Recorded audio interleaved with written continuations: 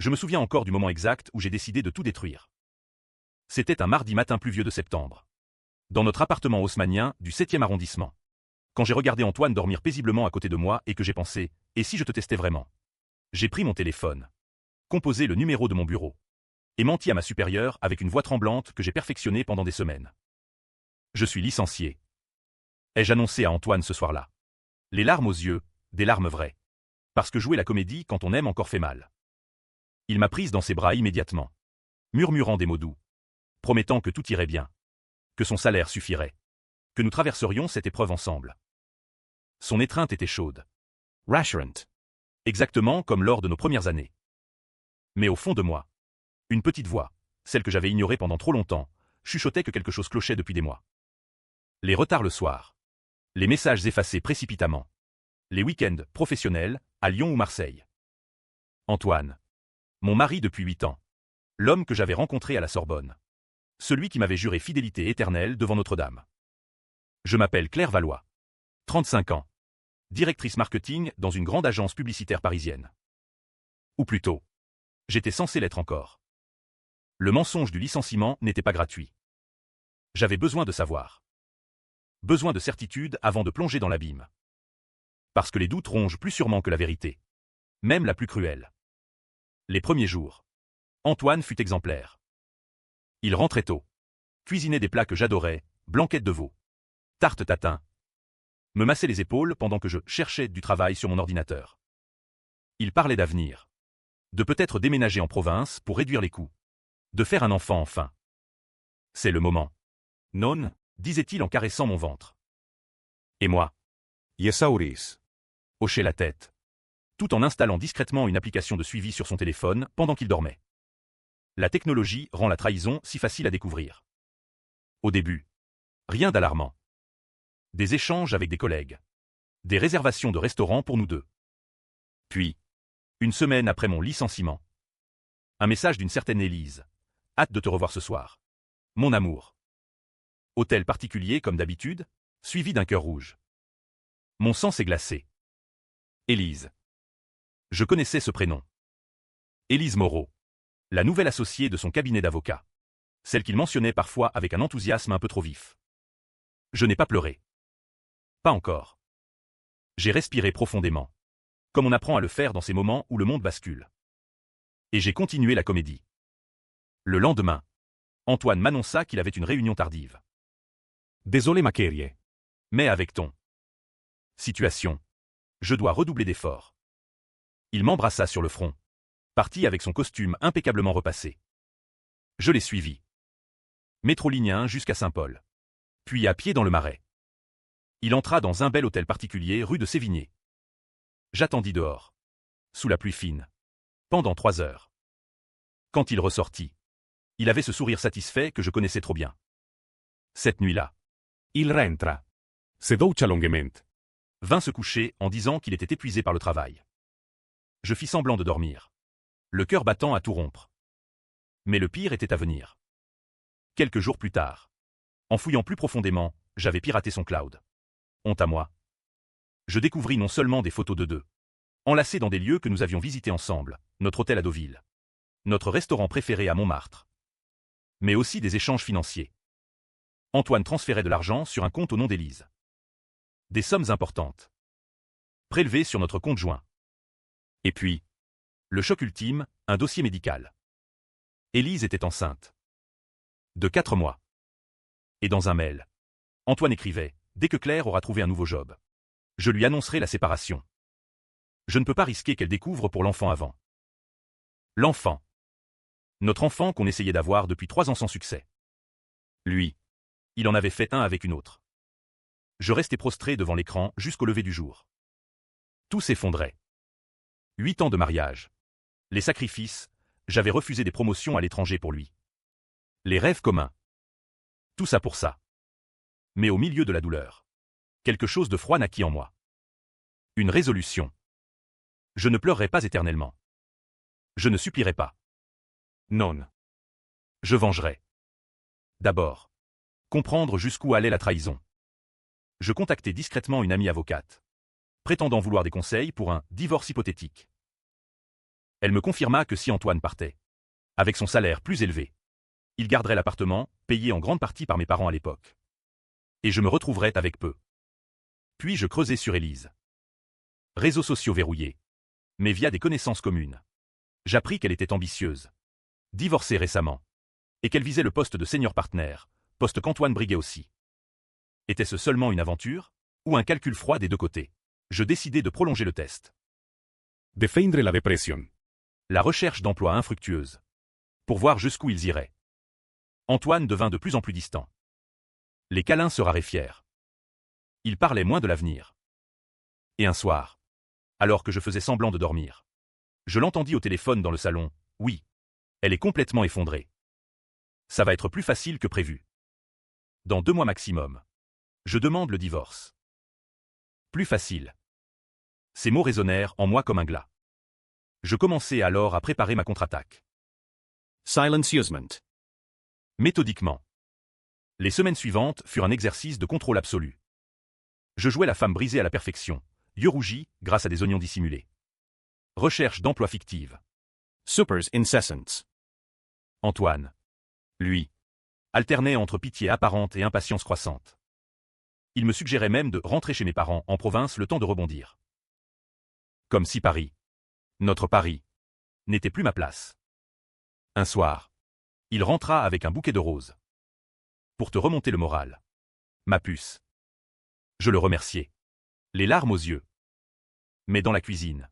Seul. Je jetai les fleurs à la poubelle. Les roses. C'était notre fleur à nous.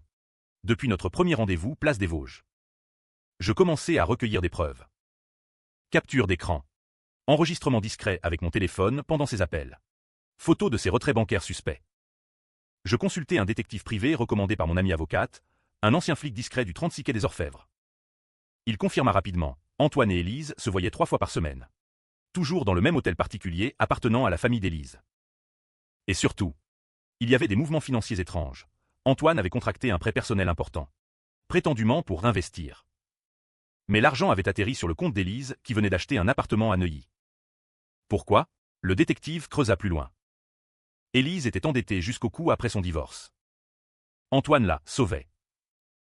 En échange, elle l'aidait à manœuvrer au cabinet pour évincer un concurrent au poste de partenaire. C'était donc ça, un pacte. Amour, peut-être au début. Mais maintenant, un calcul mutuel. Elle avait l'enfant pour le lier. Lui avait l'argent et les relations. Je me sentais souillé d'avoir aimé un tel homme. Pourtant, une part de moi refusait encore d'y croire complètement. J. Organizai un test ultime. Un soir, je feignis une crise de nerfs. Antoine. Je n'y arrive plus.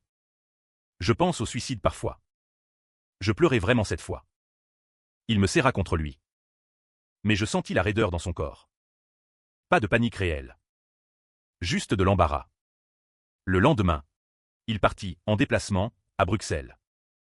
Le détective le suivit, direction Neuilly. Chez Élise. Là, je pris ma décision. Plus de doute. Place à la vengeance. Je commençai par le plus simple, contacter anonymement la DRH du cabinet. J'envoyais des preuves de détournement de fonds, Antoine utilisait parfois la carte professionnelle pour leur dîner. Rien d'énorme, mais suffisant pour déclencher une enquête interne. Puis, je m'attaquai à Élise. Via un faux profil LinkedIn. Je contactai son ex-mari. Un homme amer qui avait tout perdu dans le divorce. Je lui glissai des informations sur la grossesse et la nouvelle relation. Il mordit à l'hameçon. Mais je voulais plus. Je voulais qu'il souffre comme moi.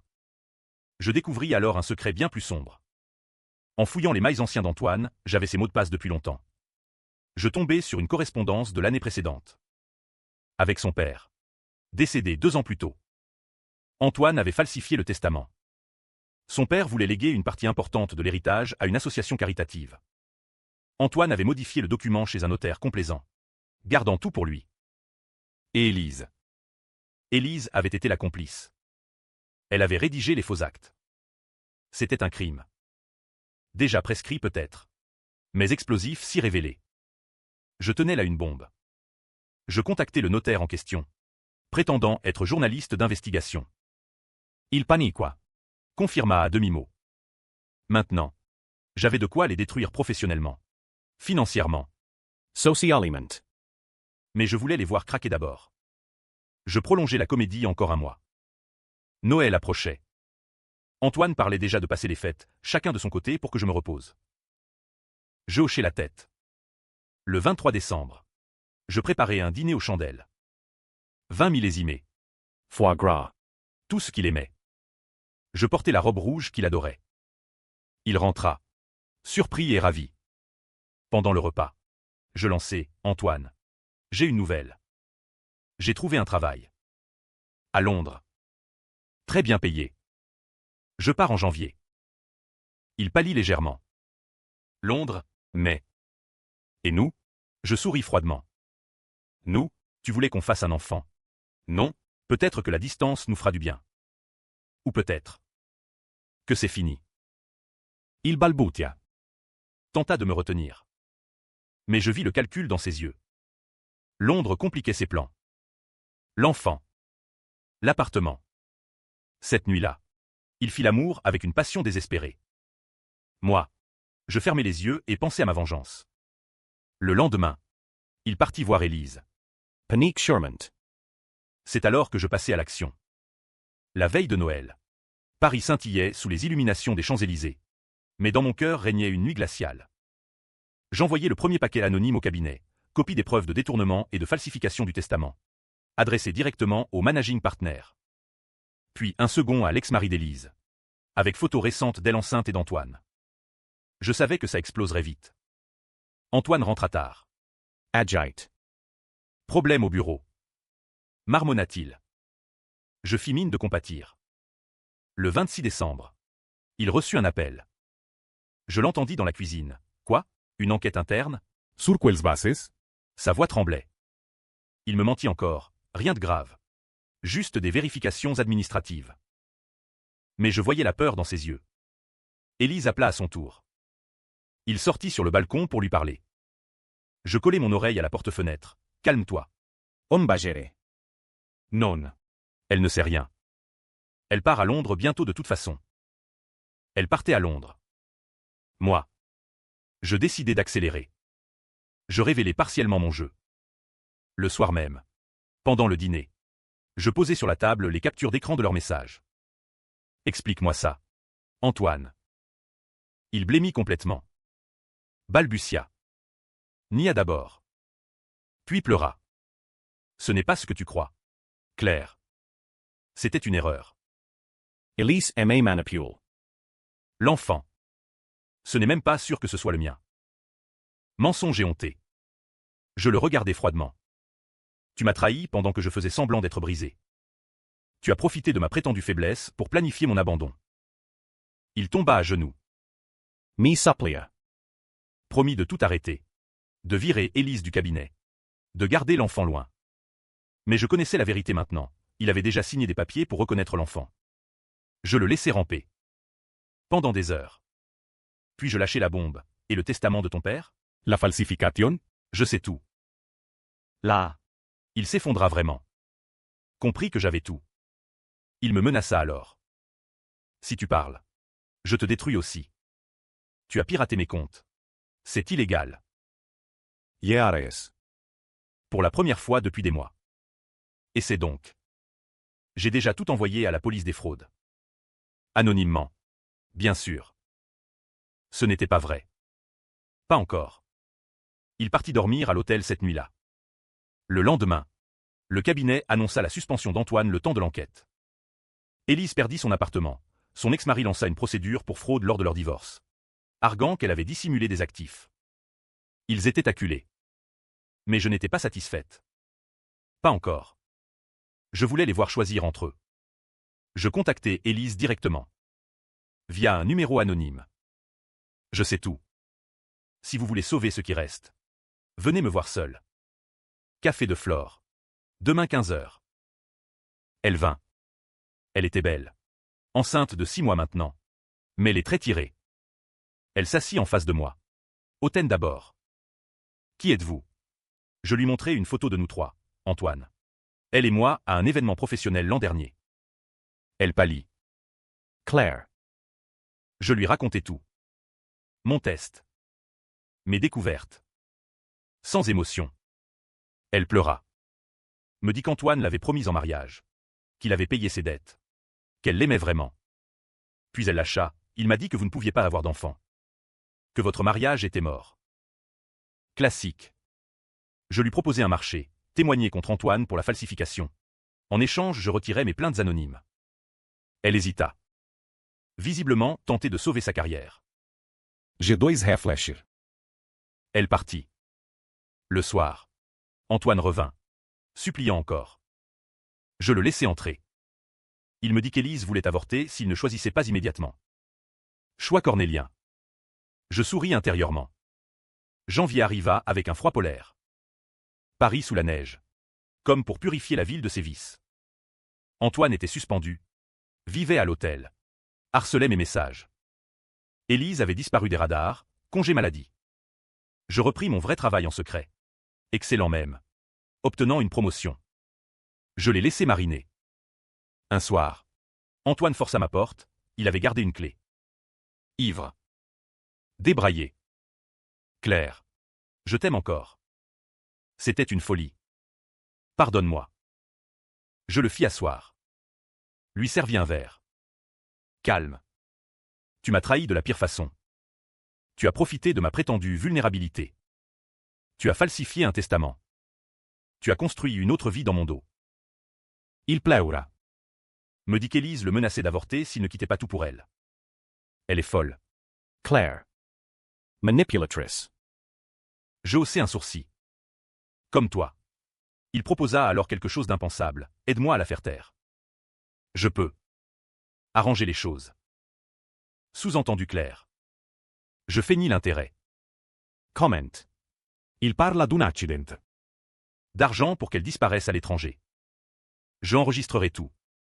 C'était le moment où il basculait dans le criminel pur. Je refusai bien sûr. Mais je compris qu'il était prêt à tout. Élise me recontacta 2 jours plus tard. J'accepte votre marché.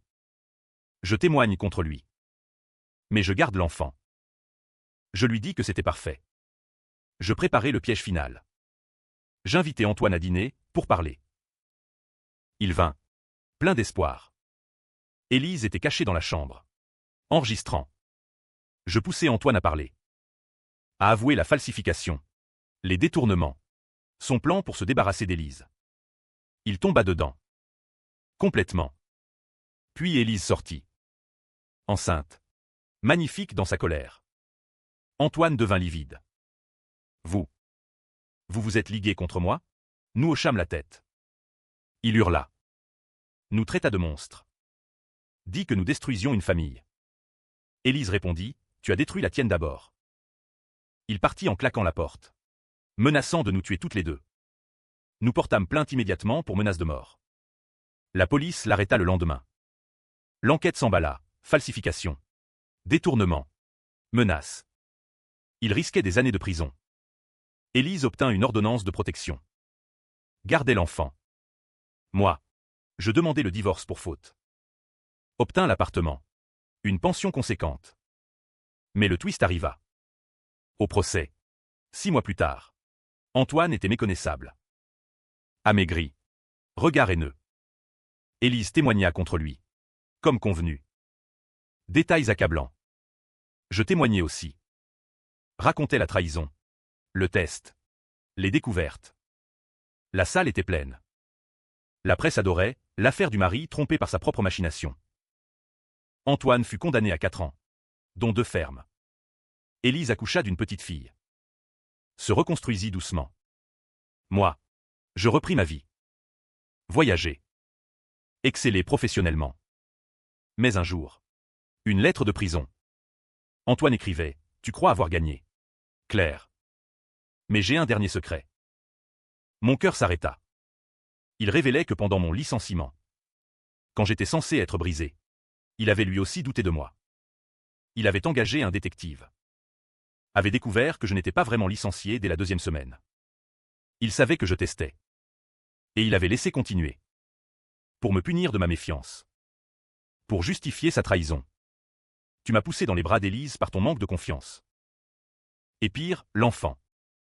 Les dates ne collaient pas parfaitement. Peut-être pas le sien. Mais surtout, Il avait falsifié le testament bien avant Élise. Pour moi. Parce que je dépensais trop. Selon lui. Il voulait contrôler. Tout était plus ancien. Plus tordu. Je relus la lettre 10 fois. Étais-je la manipulatrice ultime, ou la victime d'un cercle vicieux? Je n'allais pas le voir en prison. Mais je commençais à douter de tout. De moi surtout. La vengeance avait-elle un goût si amer parce qu'elle était juste? Ou parce que j'avais créé le monstre? Des années plus tard. Je marche encore dans Paris. Seul. Antoine est sorti après 2 ans. A disparu en province. Élise élève sa fille. Nous ne nous parlons plus. Je n'ai pas refait ma vie. Pas d'enfant. Pas de confiance. Parfois. Je repense au test initial. Était-ce vraiment pour le tester lui? Ou pour justifier ma propre froideur grandissante? La trahison était mutuelle. En fin de compte. La mienne par la suspicion. La sienne par l'acte. Qui a commencé? Personne ne le saura jamais. Paris continue. Indifférente. Les lumières des cafés. Les passants pressés. La Seine qui coule. Et moi? Je porte ce secret. Cette vengeance accomplie mais creuse. Certains diraient que j'ai gagné. D'autres que nous avons tous perdu. Moi, je ne sais plus. Juste que l'amour, quand il se brise, laisse des éclats qui blessent pour toujours. Et que tester l'autre, c'est parfois se tester soi-même. Et échouer. Fin.